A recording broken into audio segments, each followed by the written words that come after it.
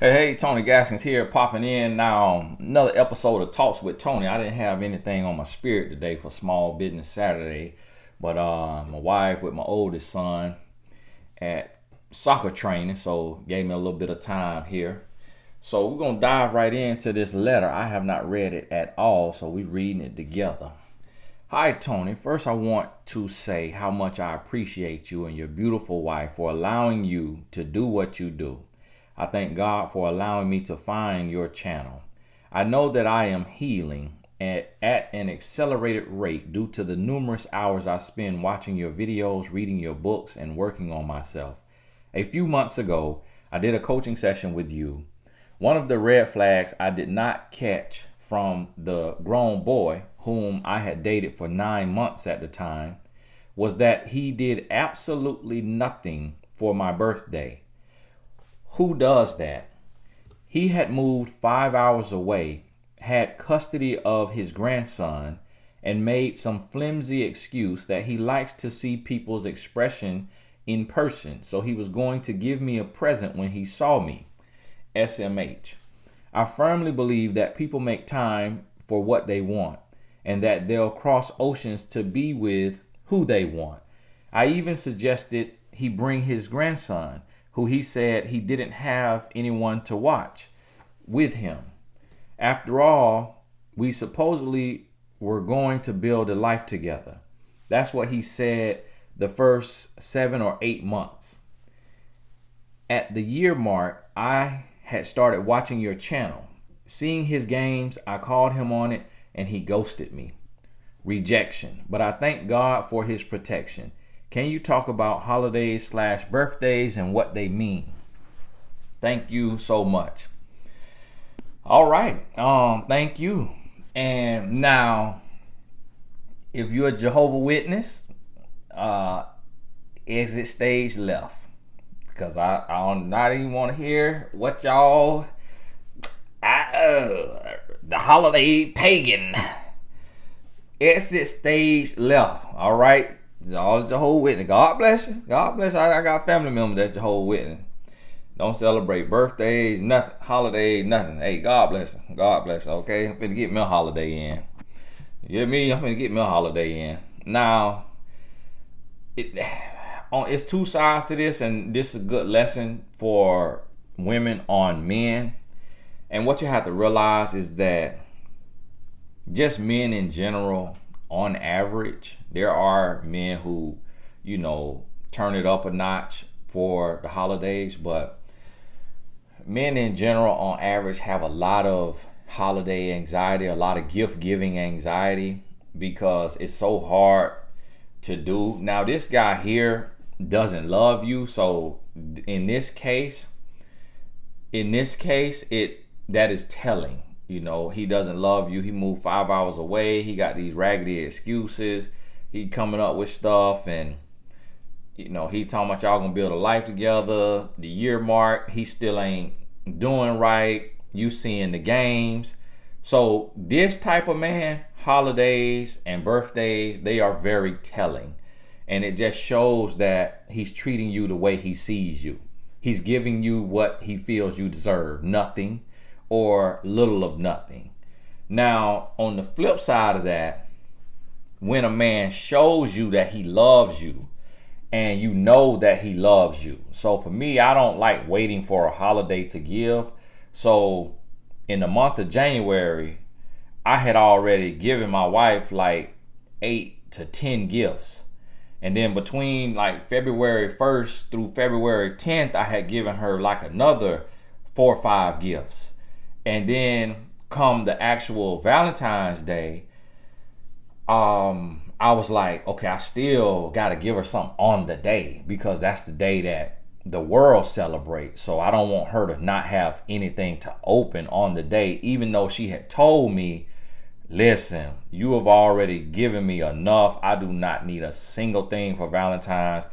And I also was like, I'm not finna test that say one thing but mean another, saying I don't need a single thing, but deep down you hoping and thinking and knowing you gonna get something, and then if I listen and don't get nothing, your feelings hurt. Because that happened one time. That happened one Christmas we was flat broke. We were broke, and we had to go to the dollar store to get the kids gifts, basically. And she was like, I was like, baby, we don't need exchange gifts. Like, I don't need nothing, And she was like, okay, yeah, I don't need nothing. And then she went and got me some stuff, like got me a few little things and put it in my stocking or something like that. And then I didn't get her anything because I'm like, we broke. Like, we looking at this account together. Like, I thought we had an agreement.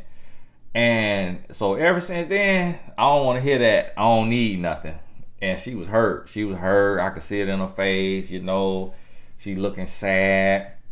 And which, to me as a man was childish. Because I'm like, we adults. Like, you need a gift on Christmas.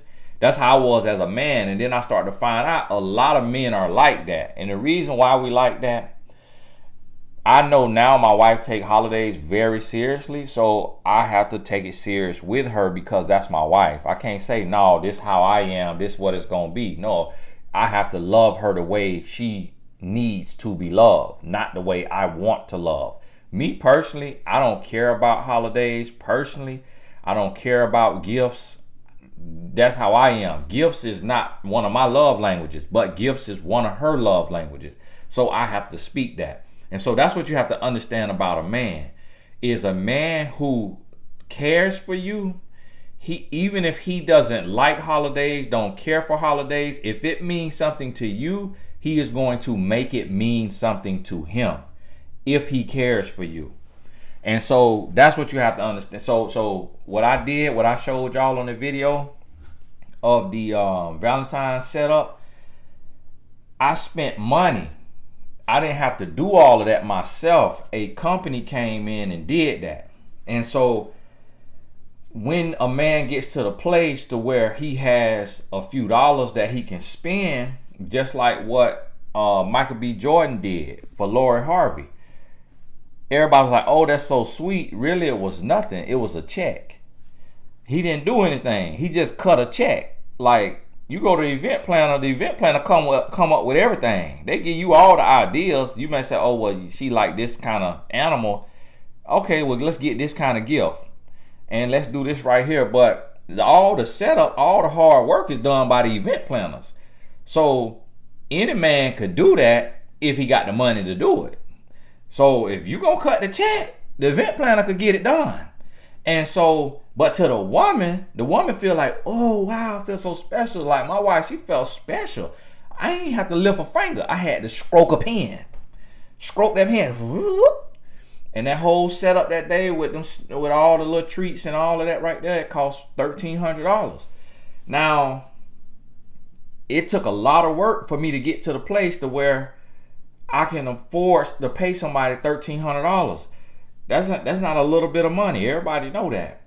But by me doing that, it said a lot and it meant a lot. But all I did was stroke a pen, and all I did had the thought that this is what I want to do. So yeah, that thought count. My wife give me credit for the thought, but I ain't do nothing else. And then the gifts, again, the gifts that made her feel special was money. Yes, it could be thoughtful. Something she had been looking at, something gonna look good at her, but it was money. So that's the thing, that a lot of times what happened with a woman is, a lot of times as a woman, you look at how much you got or what you got or what it costs. But if the guy is not there financially, then he can't do all of that. You can't say, oh, my man loves me less because I got one bouquet of roses and my friend, she got 6 bouquet of roses. What do your man bank account say?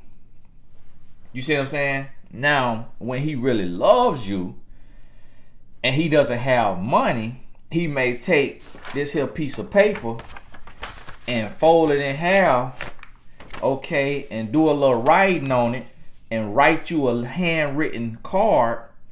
And he may get some 3x5 cards and on there write different coupons. Good for 1 foot massage. Boop, that's 1. Good for 1 back massage. Boop, that's 2.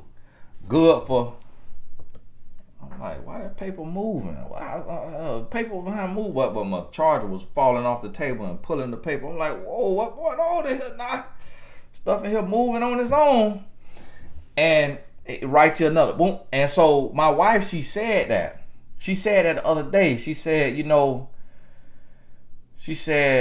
even when we was broke, you still would do thoughtful things like have a trail of sticky notes through the house with each note have a saying on it leading to something. And it might be leading to some rose petals around that bed, or it might be leading to the one gift that I could afford. And I remember one time I did a gratefulness jar.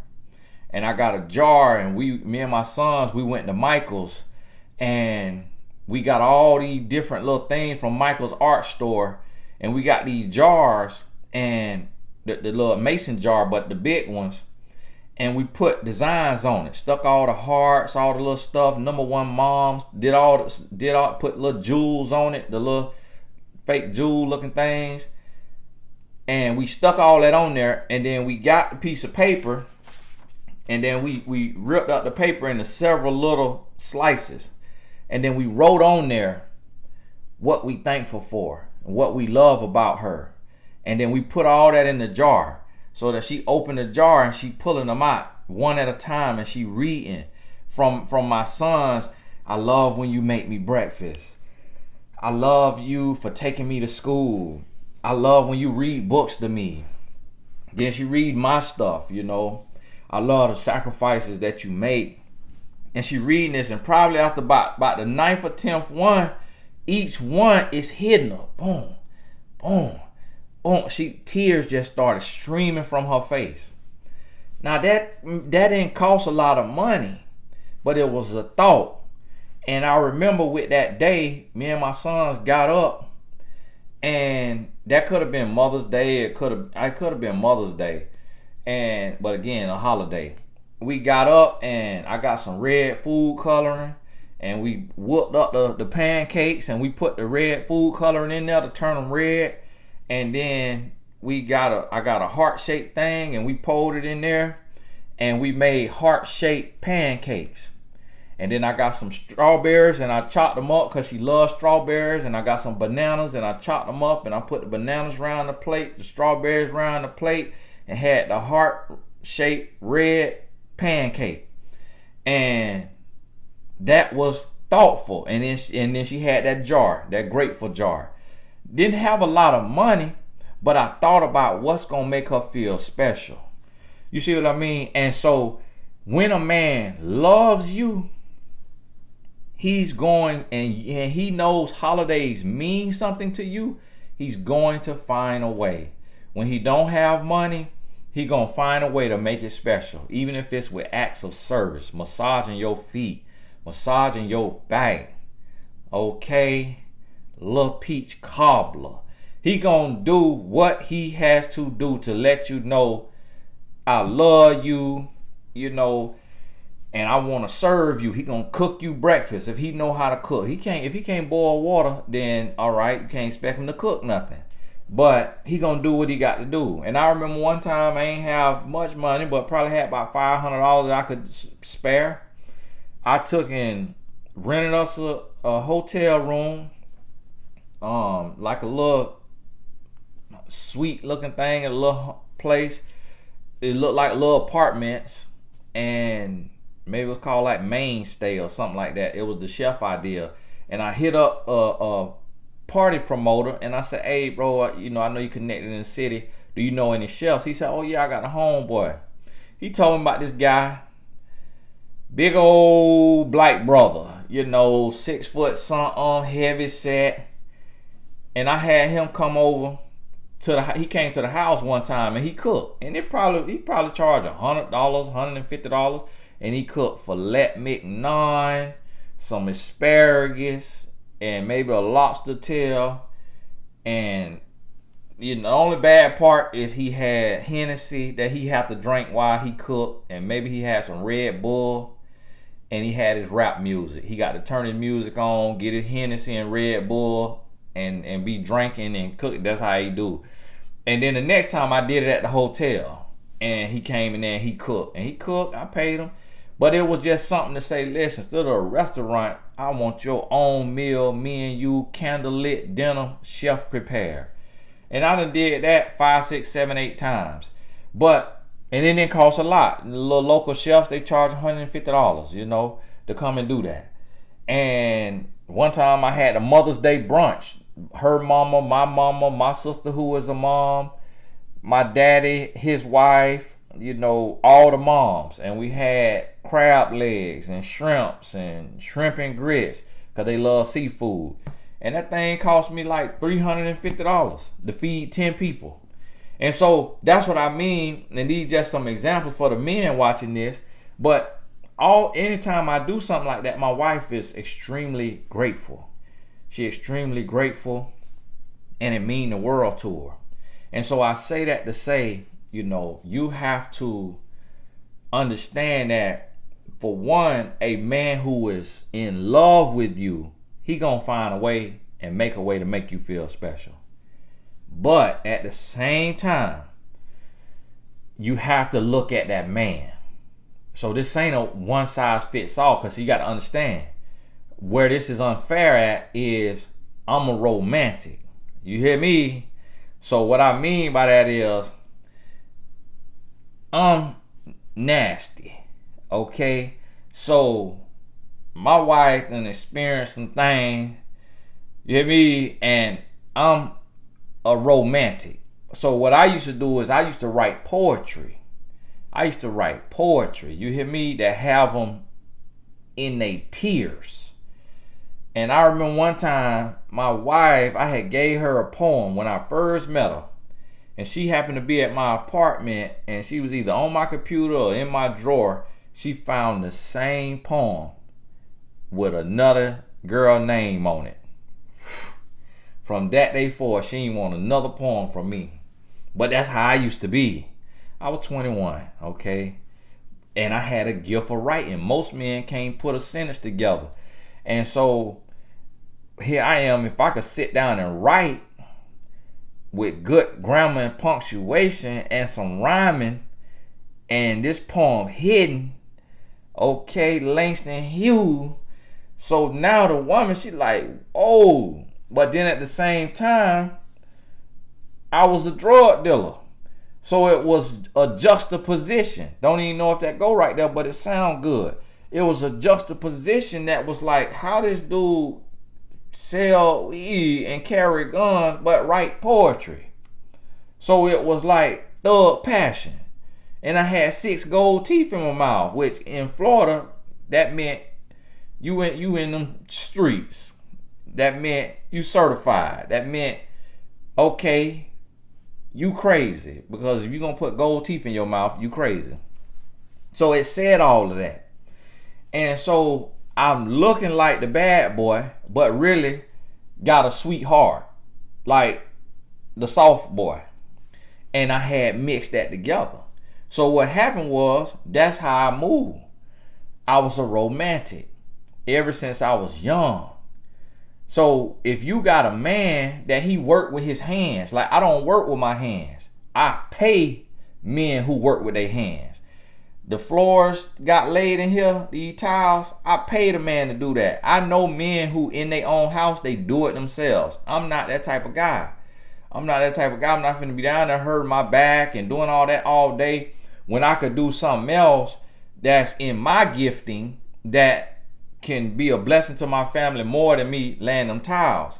But if that's what that man know how to do, because he don't want to shoot no video on YouTube, he don't want to make no online course, he don't want to write no book, he want to lay tiles, here you go, brother. But then he say, oh, you an author, man, I want to write a book. I say, okay, cool, you know, that's $10,000 for ghostwriting. Then he like, okay, well, let me go lay a few more tiles or a few more houses and I got you. Boom.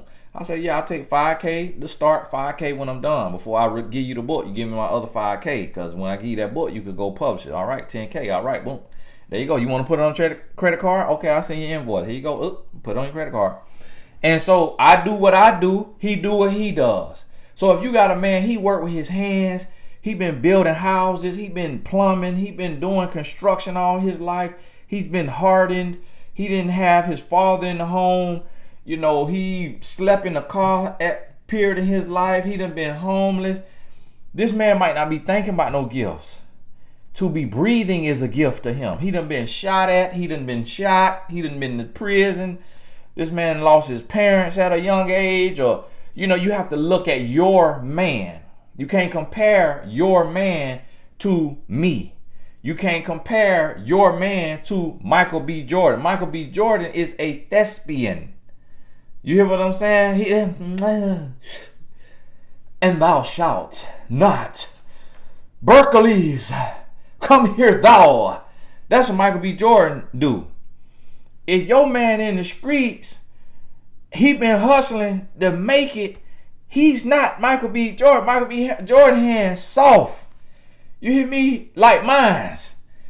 We on arts. We in the arts. We artistic. If your man rustic, you can't expect no rustic man to give you the same Valentine's or the same birthday as a man who is into the arts.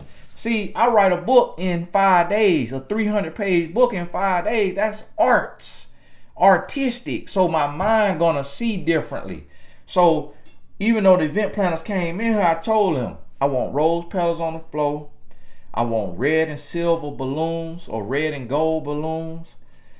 I want the treats like the frosted cookies and the straw and then the chocolate covered strawberries. I want roses. I told them what I wanted, so still my mind saw that and they did it. I didn't have to move nothing to go pick it up or set it up. I just had to pay the check, but my mind seen it. And so that's what you have to understand when it comes down to how a man shows you love. If you know, if you at the game for your son or your daughter and you holler at the referee and another man over there, shut up, B, sick and tired of your mouth. If you know your man finna walk over there, y'all forgive me, knock my little thing off my microphone. You know your man finna walk over, man, what the world, what's wrong with you? That's love. He love you. You see what I mean? You know your man gonna go work 16 hours. The check go into the direct deposit and you get to log in there and spend his money that he done worked 16-hour days, 12-hour days. That's love. You see what I mean? So you have to understand that you have to look and see how is he showing love. Because just because he don't get, even if he can afford it, just because he don't get 12 dozen roses, 4 dozen roses, don't mean he don't love you if he's not treating you bad. Now, if he cursing you out and he ain't get you no roses, that's different. He cheating on you, he ain't get you no, that's different. But this man busting his butt to make sure the kids taken care of, the house taken care of, and he doing all that, and he don't get as many gifts as you want or the gift you want. And see, we ain't talking to this young lady here. See, her right here, I was done with hers in the first minute. He's sorry. He's sorry. We ain't talking about sorry men. And so what I'm talking about is when you hold a good man to the fire because he didn't do something that was elaborate like what another man you saw on social media do for their woman. That's when you're wrong. That's when you're wrong. Because see, listen, my wife, I may spend a lot on her, just like purses, shoes, whatever it may be, jewelry, whatever it may be.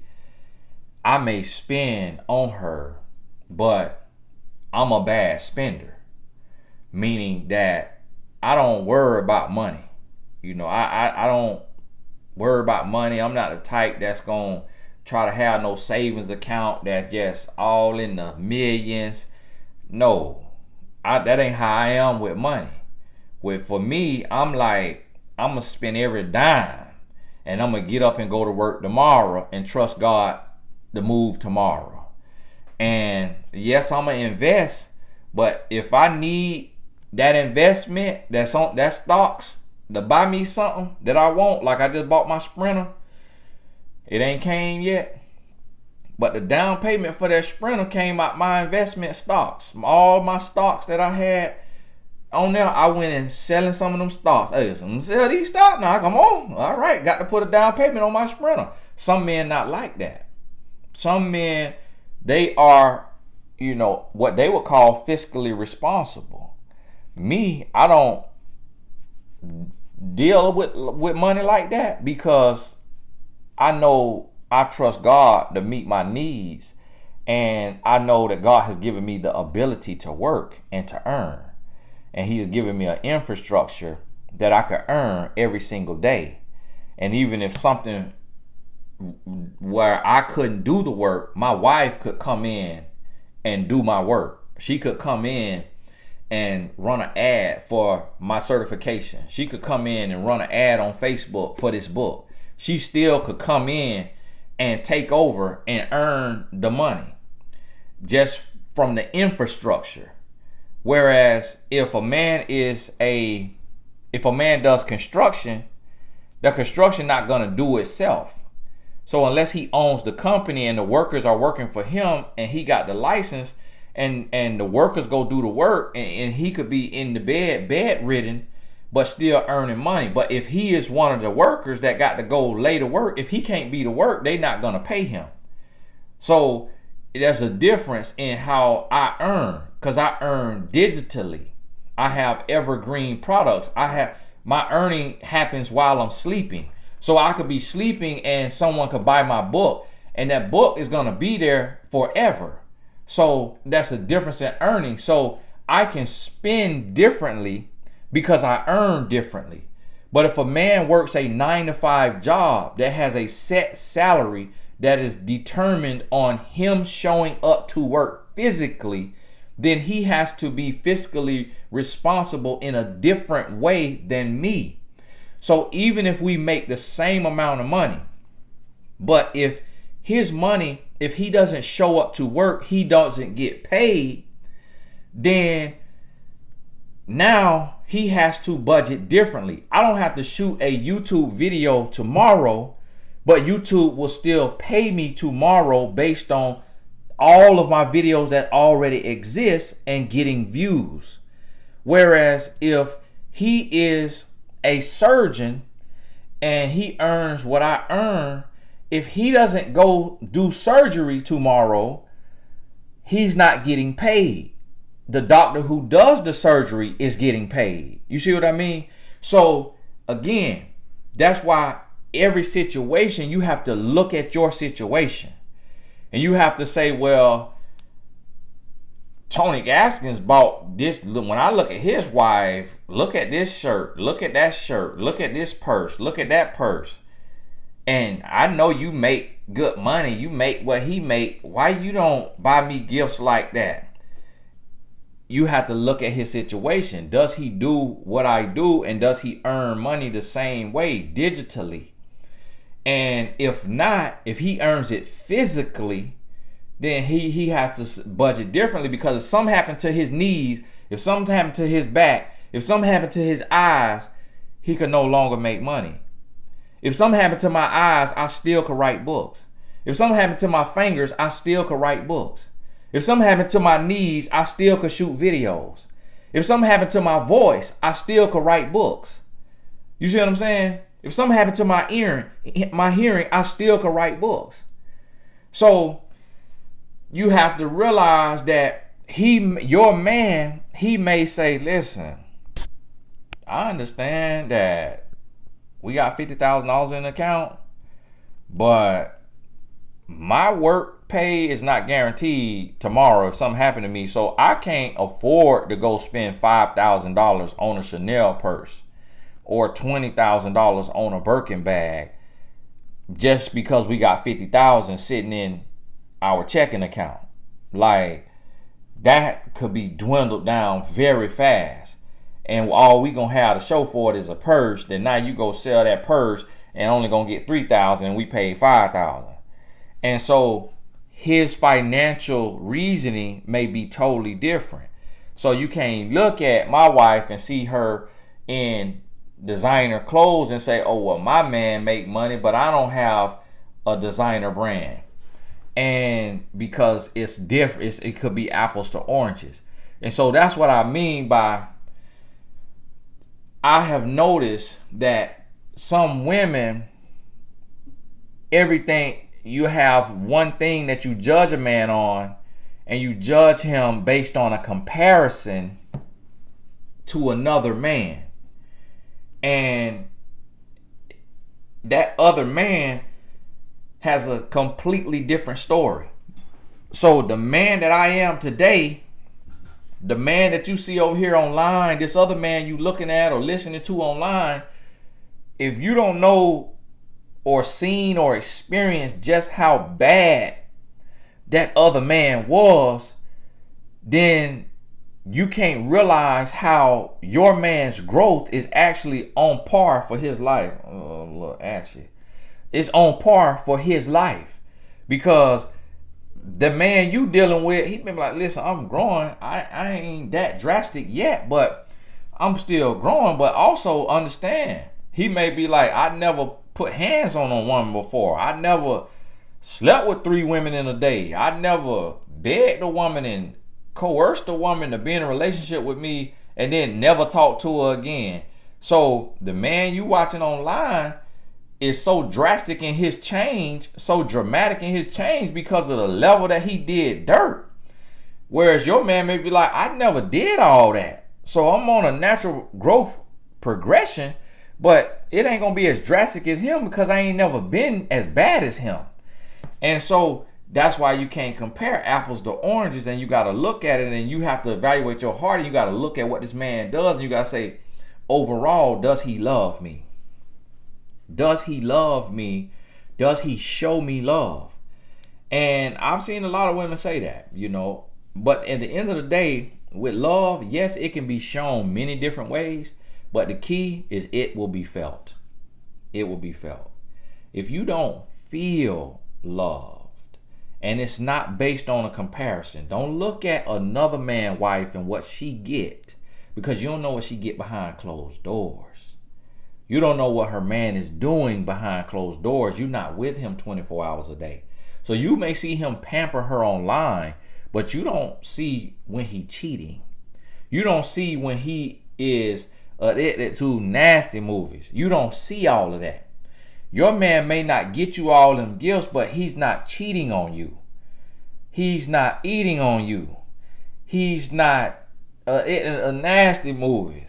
So his flex for you may not be as dramatic as this other man who's flexing so hard for his woman because he got a lot of stuff to cover up. You see what I mean? And so for me, what I do for my wife, that is the equivalent of me righting my wrongs for the man that I was.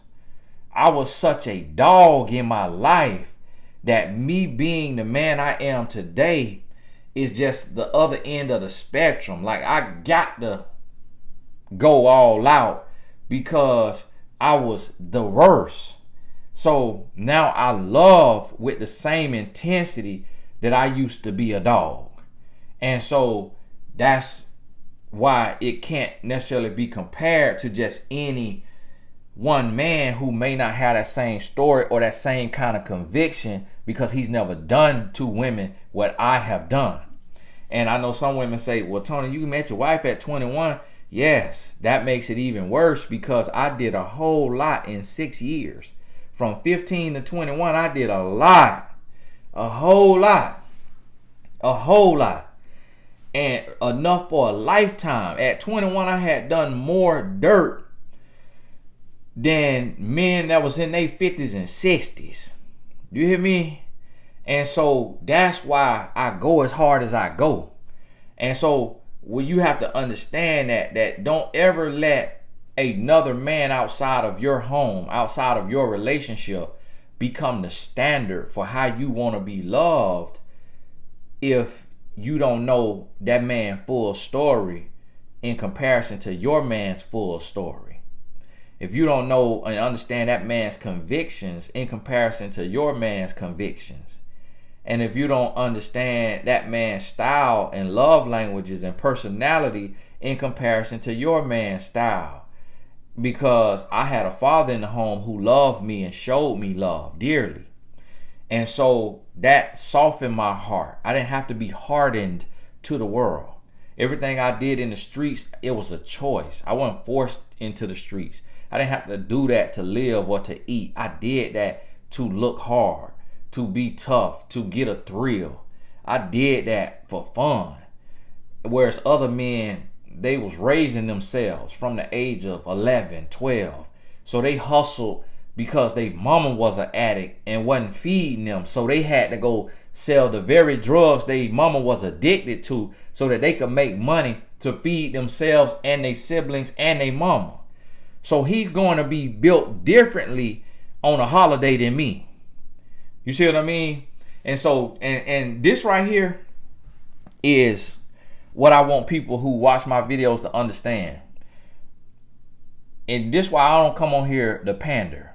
Sometimes the shoe got to sit on your foot. Sometimes you got to, as a woman, got to put the shoe on your foot. And it ain't always about the man being a no good man. Now this is an overall video, general video, not in response to this here letter. See, this here letter, this man is a sorry man because he moved 5 hours away. And 5 hours away, and he did nothing for her birthday. That's absolutely terrible. Now, yeah, he could be built bad, meaning, you know, emotional trauma and all this stuff, but still, you got to show something when you done moved away from a woman and all she got is your promises through the phone. You need a 1-800-flowers.com to her house at the least with some flowers and a teddy bear, you know, at the least. Can't afford that. A handwritten letter, 4-page letter in the mail at the least. Can't do that. A 4-hour phone call just telling her how much you love her. You know, can't do that. Something got to be done. Drive them 5 hours, bring the grandson, put the grandson on YouTube, let him watch YouTube or play a game or something, watch a movie on TV while you give your lady a back massage or shoulder massage or something in them fight, you know, get there to show something. And so this type of man here, that's what I say, when he's absent of love across the board, that's when you know you got your no good. That's when you know you got your no good. But the overall message I want women to get from this video is, look at a man's history plus his biography, and then look at how he shows you that he loves you, and then ask yourself, is it canceled out by how he talks to you or how he treats you? So if he pays all the bills, but he curses you out, that cancels out him paying the bills. If he pays all the bills and he doesn't talk to you like a dog, he talk to you like a human with some respect, then them bills, him paying them bills, is a part of him saying, I love you. If he paying bills and finances are tight, and he can't spend $1,300 to get your house decorated for Valentine's, and he has an upbringing to where he wasn't really raised with love, so he doesn't really think about an emotional, mushy, affectionate love. For him, love is showing up, love is working, love is sacrificing. But for him, love may not look like rose petals on the floor, because he grew up without receiving hugs and I love yous from his parents. So therefore, you have to sit down with him and have a conversation. And you say, you know, so let's talk about love languages. You know, it's a thing called love languages, and let's do this love language quiz. You know, or you create your own little thing. And you say, you know, so on an ideal birthday, I want to get to know you, you get to know me better. Like, let's talk like on an ideal birthday, what would it look like? And you get his understanding. He said, well, if I could like just kick back that day, do no work, just sit on the couch, put on ESPN or Netflix, have my old cold one, and just relax. That's amazing for me. So then you may look at that and be like, wow, that is boring. Are you kidding me? That is boring. But you can't tell him that. You can't say that. And then he said, well, what does it look like for you? And you say, well, I would like to get up and like go on a walk at the lake, have a healthy breakfast, then, come home, shower, change, go to a matinee, and then, leave there and go to like iFly or, to do that, or go to Top Golf, and then come home and then, shower and make a nice dinner together, and then watch a movie on Netflix or on demand. And then after that, what else? And he may listen to that and like, oh, whew, I'm tired hearing that. I work in the hot sun. If he work in the hot sun, a full day like that after he just worked the day before, he's like, oh. But then the conversation has to be had. So listen, but one thing about a relationship is we have to sacrifice.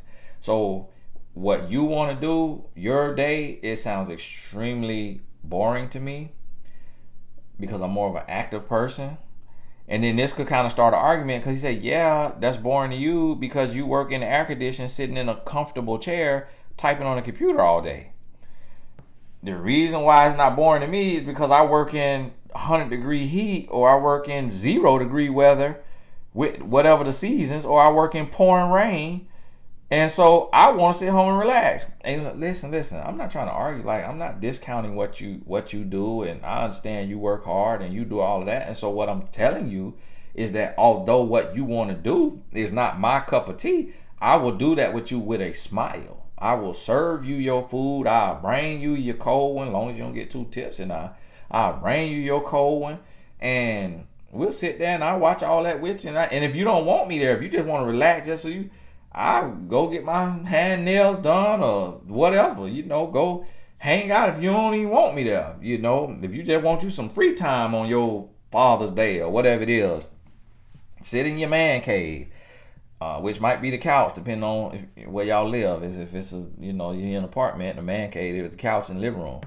And so you explaining that to him, and then you letting him know, but then on my day, I am expecting you to sacrifice, because that's what love is. Love is a sacrifice. Love is loving your partner the way he or she needs to be loved. So I want to serve you with a smile, and I expect you to serve me with a smile. Prime example of that is my wife. On our anniversary, our 8th anniversary, she did 8 adventures. And for each adventure, she had a card with a clue on it. And one of the cards said something about you're going to see something from a bird's eye view. I'm like, okay, nah, is this a swan? Is this a duck? Because now what kind of eye view? Okay. We pull up to the destination. It's skydiving.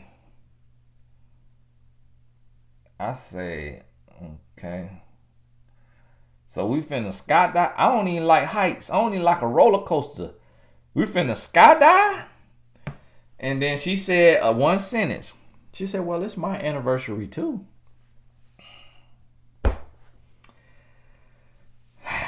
Yeah, you is right. You is married to me too. So, all right. So, okay. All right, here we go, Lord. I said, this woman will bring me out here. But then I said, well, I ain't got life insurance. So she ain't bring me out here to kill me because I ain't got no life insurance. So I ain't going to help her. So at that time, I ain't had no life insurance. So we get up there. We go 14,000 feet in the air. And I'm stomach hurting. I'm nervous. Her auntie came with us. Her auntie was probably in her 50s. And I'm like, well, your auntie crazy. I can't imagine being that age finna jump out no plane. And I literally sucked it up, held my breath, held my thoughts. I read the sign, say no flatulence. I say, baby, now what is that?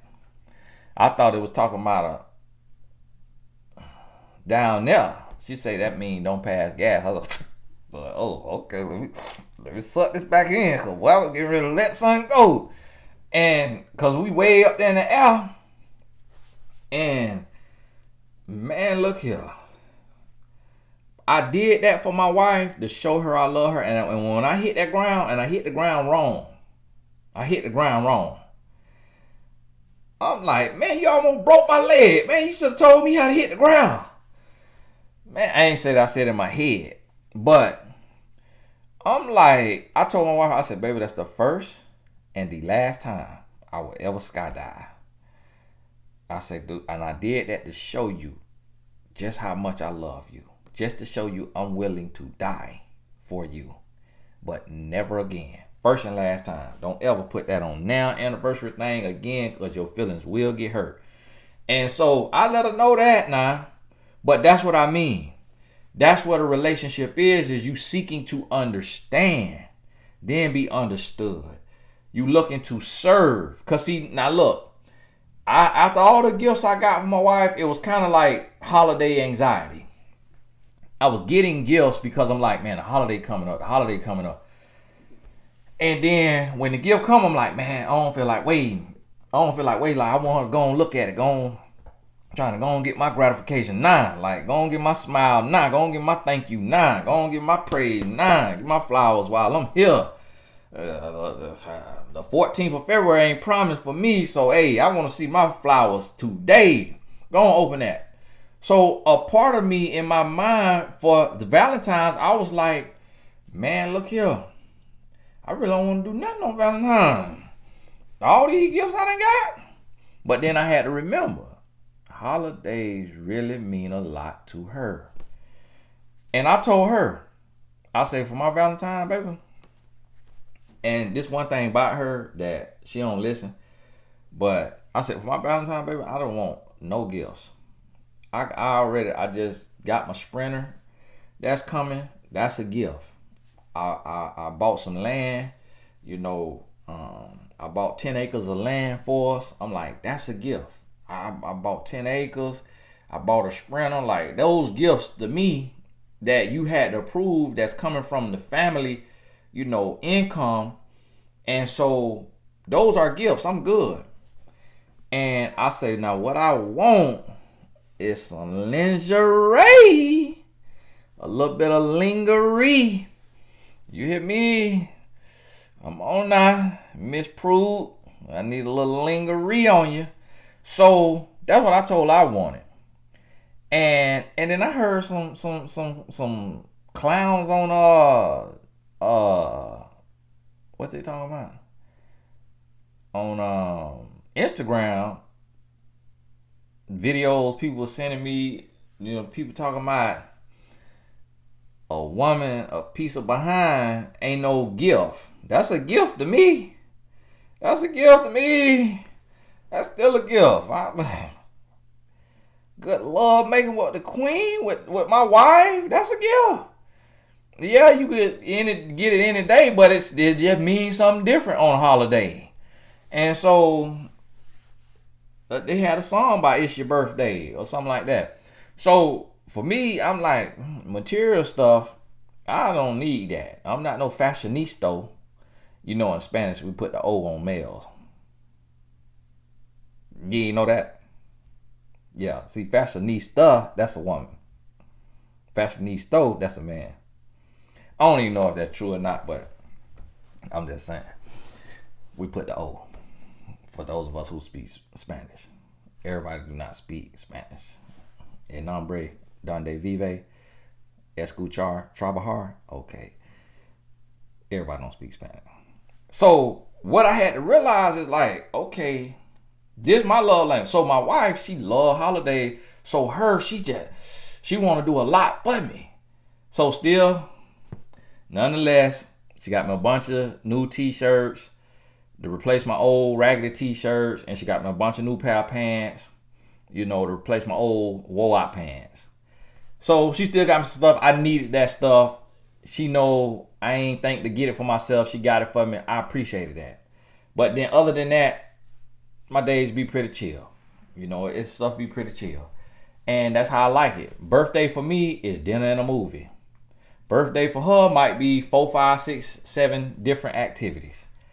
And well thought out, well planned, romanticized, because she love a holiday. And when she does a birthday party for our sons, my sons get a Valentine's basket from my wife.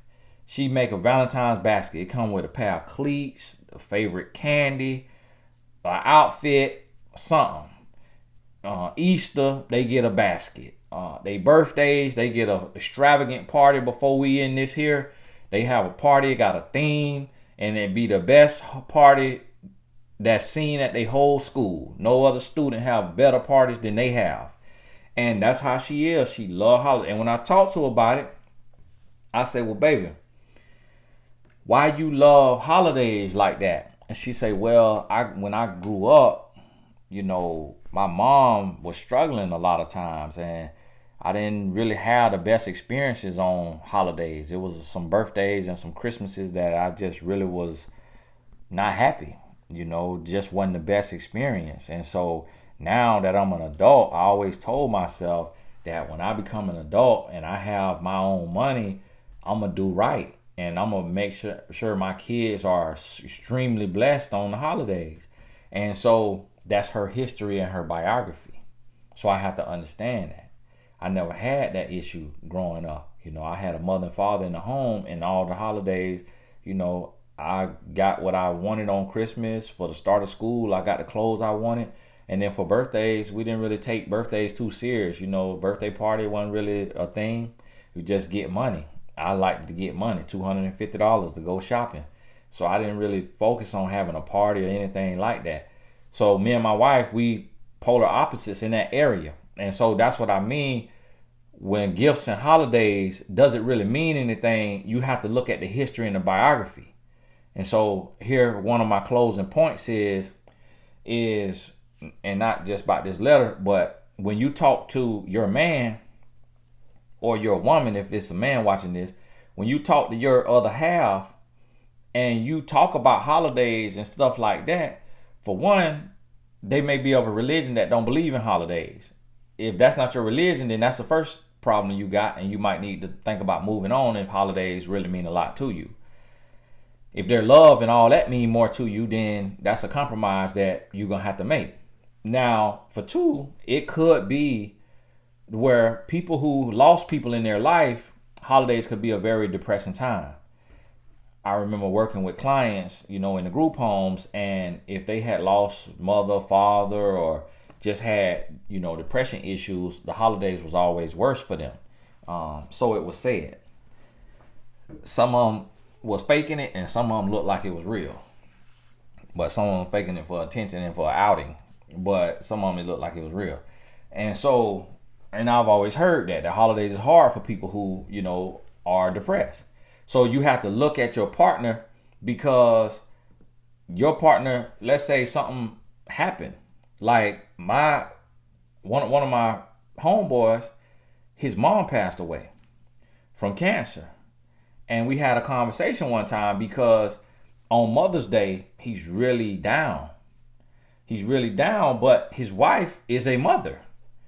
And she listen, and so on one hand, she kind of listen, I know your mama passed away, but I'm still a mom and I want to have a good day. And he hey, listen, I understand you a mom, but I lost my mom. So I go to her grave and put a flower on there and all of that. And so that's a tough situation. It's what do you say in that? What do you say in that? So somebody got to be understanding. And really, it really should be both of them, to where it's the woman understands hey, okay, in the morning, I maybe can't have breakfast from him because we going to the grave site to put roses on the grave site. And then on him, it's okay, I'm going to put roses on the grave site, but then I got to wipe my tears, suck it up, and understand that I'm going to love my wife the way my mother would want me to love a woman in my life. And I'm going to love her and make her day special. The rest of the day is about her. I honored my mama. And so now the woman is sacrificing by allowing him to honor his mama and not making it about her. Oh, you need to be cooking me breakfast on Mother's Day. Instead, we're going to go to the gravesite and put the flowers. And then the man need to honor his woman by understanding, like, listen, I can't just sit and sulk and cry all day about my mom because, you know, it has been 5 years, 10 years, 15 years, however long it's been. Now, if it's been a year, okay, that may be the year or 2 years or 3 years, which we can't determine how long a person grieve, but one of the spouse got to be understanding. And so that's what I mean. Like, and the reason why I'm stretching this video out and really talking a lot on this video, what I want you to do is compare this topic about holidays and gifts. I want you to think about this in other areas, like how much money a person makes, what all they do for you financially, what all they do for you physically, how they talk to their mama, how they treat their mama. Like, it's a lot of stuff that we base a relationship off of, and we put so much into one area, or this thing that we saw in a movie or that we heard as a child in a conversation, and we put so much on that. Like, you could hear your auntie say, if a man don't spend at least $500 on you for Christmas, he does not love you. But she dated dope boys who had big bread.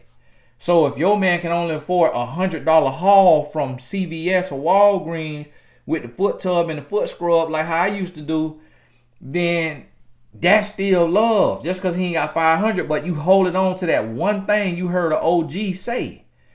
Or I remember I was talking to a man, and he was talking about he got to see a woman's feet, and in order to be with her. I'm like, well, why you got to do that? He was like, well, I didn't have a dad growing up, and I just had my older brother.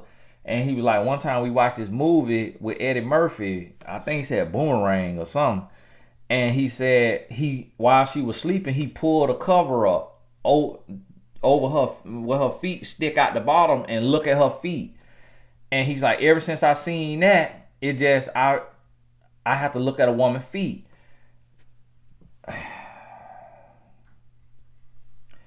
I said, boy, that ain't the dumbest thing. I ain't say it like that, but I was like, are you kidding me? You letting a movie by a clown actor. When Eddie Murphy is in a movie, he is playing a clown. He is a comedian. You letting a fictional movie by a comical character determine your relationship status.